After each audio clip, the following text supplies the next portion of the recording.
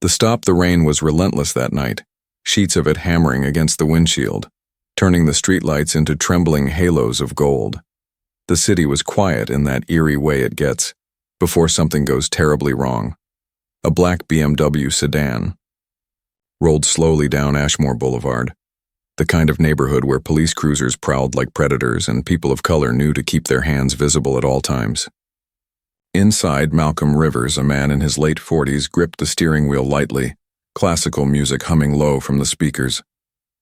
He wore a tailored suit, his tie loosened, and a silver badge clipped discreetly to his belt, one that most people never saw.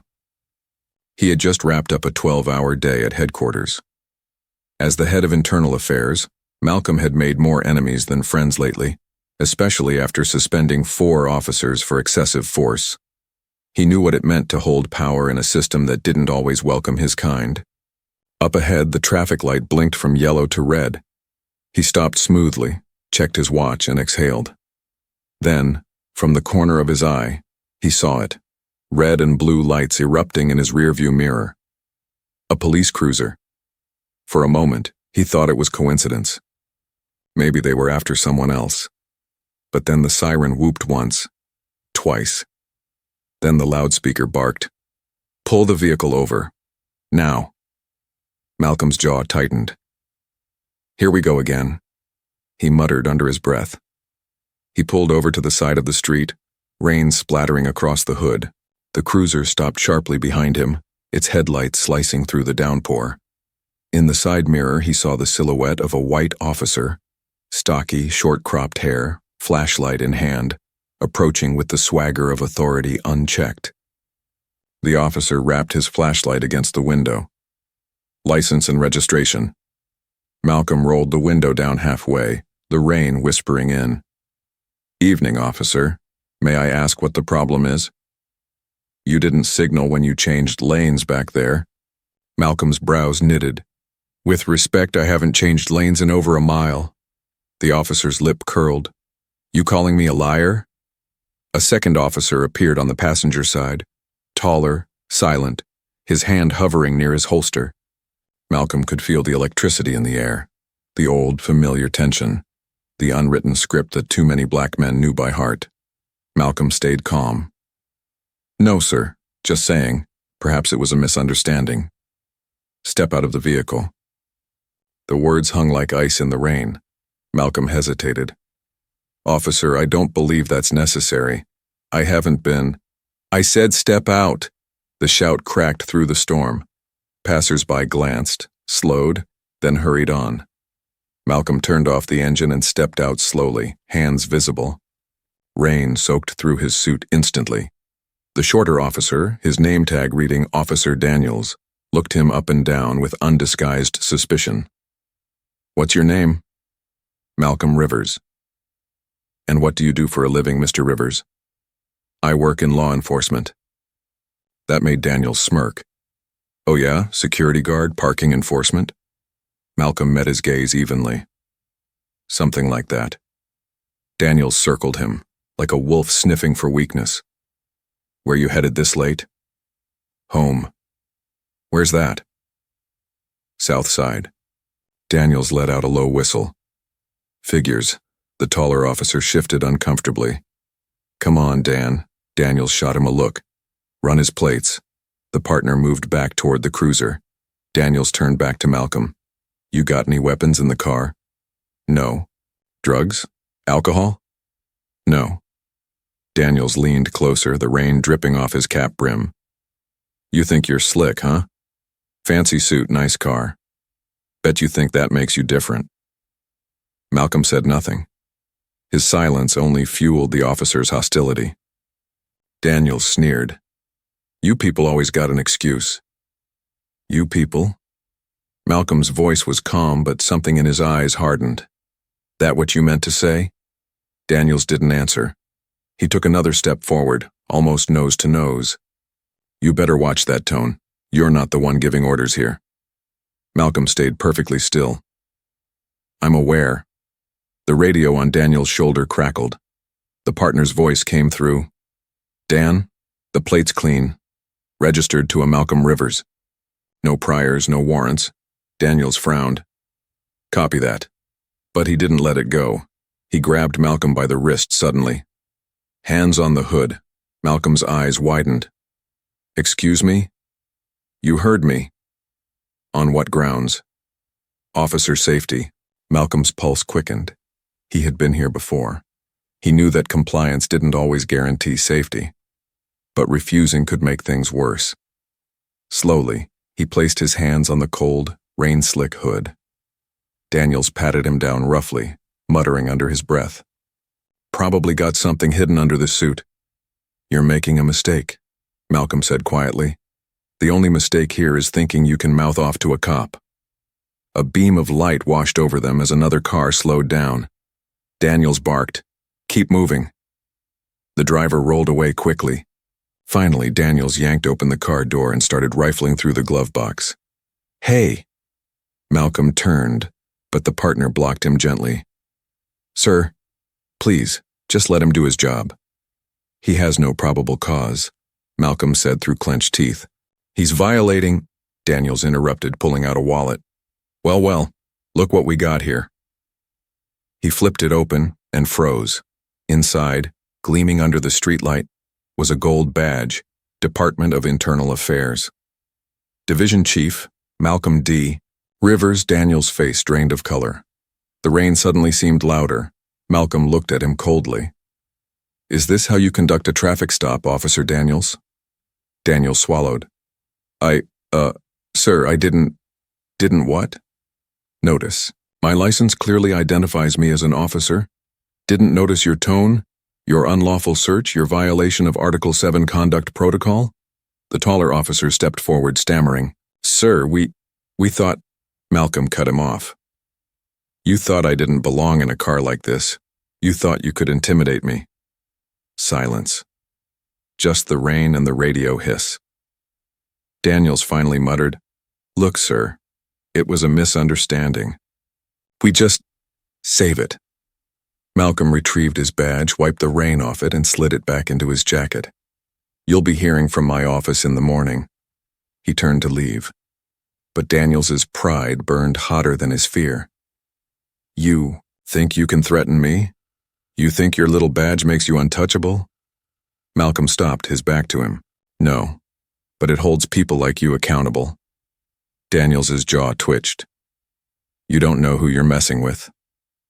Malcolm turned slowly, meeting his eyes. Neither do you. He walked back to his car, the rain hammering down. He started the engine. But before he could pull away, Daniel's radio crackled again, something urgent from dispatch. The officer's face twisted as he listened. All units, be advised. Possible homicide on Ashmore Boulevard. Suspect vehicle matches description of... Pause. Black BMW sedan. License ending in 574. Daniels's eyes shot to the car in front of him. Malcolm. He raised his gun instantly. Step out of the car. Now. Malcolm froze, disbelief flashing across his face. What? Hands where I can see them. Step. Out of the vehicle! Malcolm opened his mouth to protest, but the partner shouted, Dan, wait, that can't be right. Dispatch confirmed it, Daniels barked, voice cracking with adrenaline. Get out now. Malcolm slowly raised his hands again, the rain streaming down his face. His mind raced. He knew this was no coincidence. Someone had set him up. He opened the door and stepped out. The streetlights flickered. The air was electric. And then, a gunshot split the night. The setup, the gunshot echoed through the storm like a thunderclap. For a heartbeat, the world froze. Malcolm stumbled back, his breath catching in his throat, rainwater mingling with the blood trickling down his sleeve. He looked down at a graze, nothing fatal. Still, the pain was sharp, the shock sharper. His car door swung open behind him, the interior light flickering wildly. Shots fired! Shots fired! Officer Daniels screamed into his radio. Suspect resisted arrest. His voice was panicked, desperate, and lying. Malcolm's voice came out low, trembling with restrained fury. You shot me. Stay down. Daniels barked, aiming his weapon again. Don't move. The taller officer, Officer Reyes, rushed forward. Dan, what the hell are you doing? He didn't. Back off. Daniels snapped. He reached for something. Reyes stared at him, rain streaming down his face. He didn't reach for anything, man. You just fired on— Shut up! Daniels hissed. You saw it. You saw him go for the glove box. Malcolm's voice was steady now, but cold. I didn't reach for anything. You know that. Both of you know that. The rain drowned out the silence that followed. It was the kind of silence that carried the weight of ruined careers, ruined lives. Daniel's radio blared again. Unit 412 back up en route. What's your status? Daniels didn't answer. His eyes darted between Malcolm and Reyes, calculating, unraveling. His hand trembled just slightly around the gun. He was in too deep now, and he knew it. Minutes later, red and blue lights flooded the scene. Patrol cars screeched to a stop, officers fanning out with weapons drawn. Someone shouted orders. Someone else called for a medic. Malcolm sat on the curb, his hand pressed to the bleeding wound, his badge now visible on his chest. He watched the chaos unfold with a detached calm, like an out-of-body experience. The irony wasn't lost on him. A man who spent his career cleaning up corruption now bleeding on the pavement because of it. A commanding voice cut through the noise. What the hell happened here? Captain Evelyn Marsh, mid-50s, steely eyes, trench coat whipping in the rain.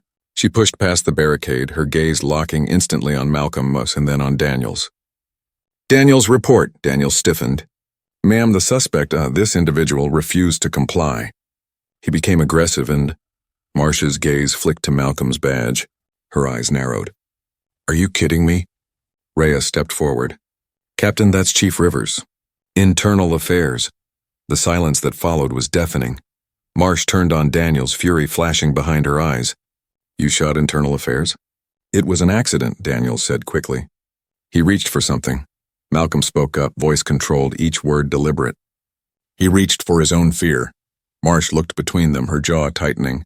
Officer Daniels, hand over your weapon. Captain, now. He hesitated, then reluctantly unclipped his gun, handing it over with shaking hands. The other officers exchanged uneasy glances. Marsh turned to Malcolm. We're getting you to County General. Malcolm shook his head. I'm fine. I'll handle it from here, she frowned. You've been shot. He looked at the wound already clotting under the rain. It's a flesh wound. I've had worse. Chief Rivers— Evelyn, he interrupted quietly. If I go to the hospital, this becomes a media circus before midnight. I need to know who called in that fake homicide report. Her eyes softened with understanding. You think it was a setup? He nodded slowly. I don't think. I know. An hour later, downtown precinct. The storm had subsided into a steady drizzle. Inside the precinct, the fluorescent lights buzzed faintly, the air heavy with coffee, sweat, and bureaucracy. Malcolm sat at the interrogation table, a makeshift bandage wrapped around his arm, staring at a file spread before him. He replayed everything in his head. The traffic stop, the dispatch call, the sudden escalation. None of it made sense. Then the door opened. Captain Marsh entered, followed by Reyes, who looked pale and restless. Marsh dropped a report on the table. We ran a trace on that dispatch call. You're not gonna like it. Malcolm scanned the page, his eyes froze halfway down. Caller ID spoofed. Origin internal line, his voice hardened. You mean it came from inside the department? Marsh nodded grimly. Someone used a secure police line to broadcast a false alert. That's not some rookie prank, Malcolm. That's deliberate, Reyes spoke up, his voice shaky. Sir, with all due respect, Daniels. He's been saying weird stuff lately. About IA. About how Rivers was trying to destroy good cops. Malcolm leaned back in his chair. Good cops don't need protecting from accountability. Reyes nodded quickly. I know that, sir. But Daniels? He's connected. Real connected. How connected? Reyes swallowed. He's tight with Deputy Chief O'Neill. Malcolm's expression didn't change, but his pulse quickened. O'Neill, of course. The same deputy he had investigated last month for falsified overtime logs and covering up an assault case. The report had gone up the chain and then vanished. He looked at Marsh. You think O'Neill planted that call? I think someone wants you discredited, maybe dead, Marsh said flatly. And they're willing to use Daniels as a trigger man. Malcolm closed the file. Then we find them.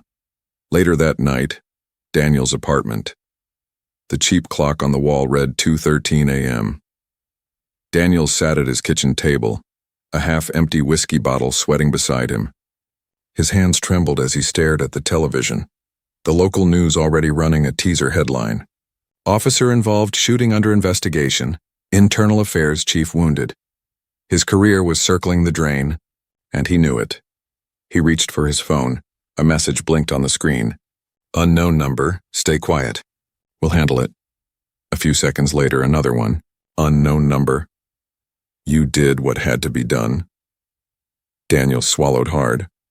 Oh, God. He grabbed his jacket and bolted out the door. Meanwhile, Malcolm's home. The house was quiet, too quiet. Malcolm sat in his study, a framed photo of his wife and daughter beside him. His wife, Alicia, had passed years ago. Cancer. His daughter, Nia, was studying law at Howard. She'd begged him to retire last year. To leave the city, the danger, the politics. He'd told her he couldn't. He still believed in the badge, or at least what it was supposed to stand for. Now, staring at the blood-stained sleeve of his shirt, he wasn't so sure. He pulled open a drawer and took out an old recording device and a miniature voice recorder. He clicked it on. Entry log, Malcolm Rivers, Internal Affairs. Date, October 19th. Tonight I was targeted during what appears to be a falsified dispatch setup. Suspect in collusion with internal personnel. Potential link to Deputy Chief O'Neill. Evidence chain begins now. He clicked it off, slid it into his jacket, and leaned back in his chair. Outside, thunder rumbled again, distant but ominous. The next morning, news vans crowded the precinct steps. Headlines screamed from every screen.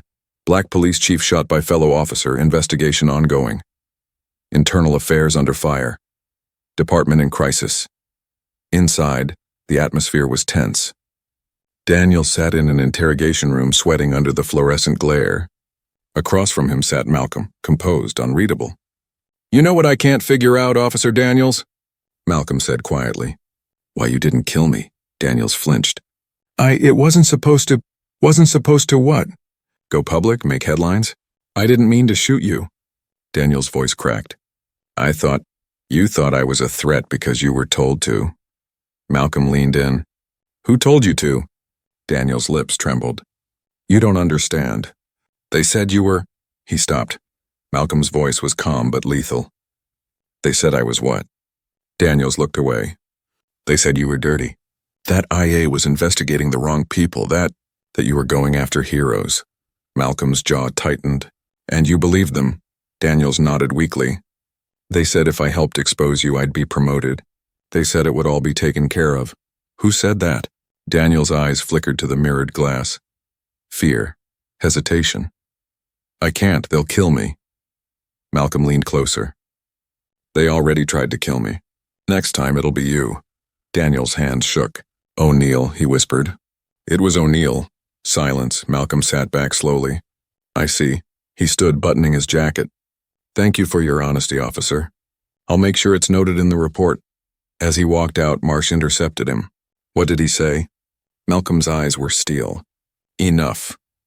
That evening, Deputy Chief O'Neill's office. The man himself, tall, broad, with the kind of smile that never reached his eyes, leaned back in his chair when Malcolm entered. Well, if it isn't the department's favorite crusader, O'Neill said smoothly. Heard you had a rough night. Malcolm shut the door behind him. You orchestrated it. Now that's a hell of an accusation. Fake dispatch. Racist officer. False reports. All connected to your command. O'Neill chuckled. You think I'd risk my career over you? I think you'd risk a lot more than that to keep your secrets buried. O'Neill stood, towering over him. Watch yourself, Rivers. You're not as untouchable as you think. Malcolm met his gaze evenly. Neither are you. For a long moment, the air between them buzzed with unspoken war. Then O'Neill smiled faintly. Careful, Chief, you dig too deep, you might not like what you find. Malcolm turned to leave but before he reached the door, O'Neill said softly, You really think anyone's going to believe you after this? The headlines already painted you as the aggressor. Malcolm paused. Then I'll rewrite the narrative. He walked out, his reflection fading from the polished glass. Later, back at his car, Malcolm sat behind the wheel, exhaling slowly. His phone buzzed. A new message appeared, unknown number. Stop digging or you'll end up like her. His blood ran cold. Attached was a photo, Alicia, his late wife. Her hospital room, the night she died. His hands trembled as he stared at the message. Then he whispered, "What did you do?" The reckoning. The rain had returned harder this time, angrier as if the sky itself was furious with what had been done. Malcolm sat motionless in his car, the message glowing on his phone screen. The picture of Alicia, his late wife, stared back at him from that night in the hospital, the machines humming softly around her hand in his. But this photo, this angle he'd never seen before, it wasn't just a picture.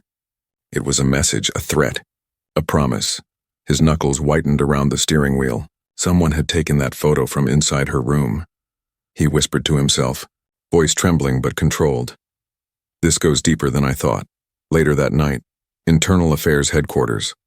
The office was empty, ghostly quiet. Desks lined in perfect rows, paperwork neatly stacked. The hum of fluorescent lights echoed through the hallways. Malcolm moved with purpose, his mind a storm. He opened his secure drive and entered a code sequence only 3 people in the department knew. The screen flickered to life, revealing encrypted files, investigation reports, complaint summaries, sealed testimonies. He typed in one name, O'Neill. The results spilled across the screen like a flood. Excessive force complaints buried. Financial records altered. Evidence tampered in 3 open cases. 2 whistleblowers reassigned out of state, and 1 document stood out. Case file, Alicia Rivers, hospital incident.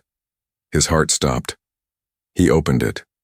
Inside was a surveillance report, time-stamped 2 nights before Alicia's death. Notes from a private security detail assigned to monitor potential risk associated with Chief Rivers' spouse during ongoing investigations. Alicia had been followed, watched, possibly poisoned. He sat back, breath catching in his throat. His grief turned to fury so sharp it made his vision blur. The people who'd sworn to protect the public had used his wife as leverage to keep him quiet. He whispered into the darkness, "You took her from me. Now I'm taking everything from you." The next morning, precinct briefing room, Captain Marsh stood at the front, briefing her officers. Tension buzzed in the air, whispers, side glances, unfinished sentences. Then the door opened. Malcolm walked in, every head turned. He wore his suit again, freshly pressed, his badge gleaming on his belt. His arm was bandaged but steady. He carried a black folder under one arm, and an unshakable calm that made even the loudest room fall silent. "Morning, everyone," he said. Marsh straightened. "Chief Rivers." "Captain," he interrupted gently. "I'll take it from here." She nodded once and stepped aside. Malcolm placed the folder on the table and looked around the room. "A few nights ago I was shot by one of our own during what was reported as a homicide pursuit. There was no homicide, no pursuit, only a setup, one designed to silence me." A murmur rippled through the officers.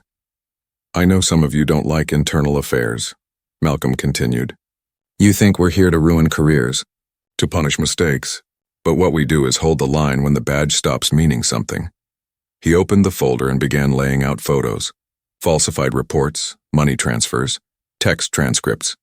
Deputy Chief O'Neill has been running an off-the-books protection ring, shielding dirty cops, covering up brutality reports, and using intimidation to keep whistleblowers quiet. A young officer raised a trembling hand. "Sir, that's impossible. O'Neill's been here 20 years. Malcolm met his gaze. "Yes, and for 20 years he's been rotting the foundation beneath us." Another officer spoke up. "What about Daniels?" Malcolm's eyes darkened. He was a pawn, but even pawns can expose the king. He turned toward Marsh. "Captain, I'll need your cooperation. I have evidence to issue a warrant for O'Neill's arrest." Marsh hesitated. "You're going after a deputy chief?" "I'm going after corruption," he said firmly. "Rank doesn't matter." 2 hours later, O'Neill's office. The elevator doors slid open with a soft chime. Malcolm stepped out with Marsh at his side, flanked by 2 federal agents. The hallway seemed to hold its breath. O'Neill looked up from his desk as they entered. His smile was slow, condescending. "Well, if it isn't my favorite investigator, to what do I owe the pleasure?" Malcolm set a warrant down on the desk. "Deputy Chief O'Neill." You're under arrest for conspiracy, obstruction of justice, and the murder of Alicia Rivers." The words hung in the air like gunfire. For a split second, O'Neill's smile faltered. Then he chuckled. "You've lost your damn mind." Malcolm's tone didn't waver. "I have witnesses. I have files. And I have a confession."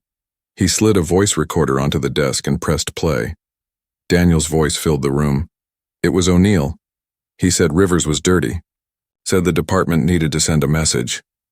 O'Neill's composure cracked, his jaw tightening. "You think anyone's going to believe a drunk rookie who shot his superior?" Marsh stepped forward. "We will. And so will the DA." O'Neill's face twisted. "You're all making a mistake." Malcolm leaned forward, eyes burning.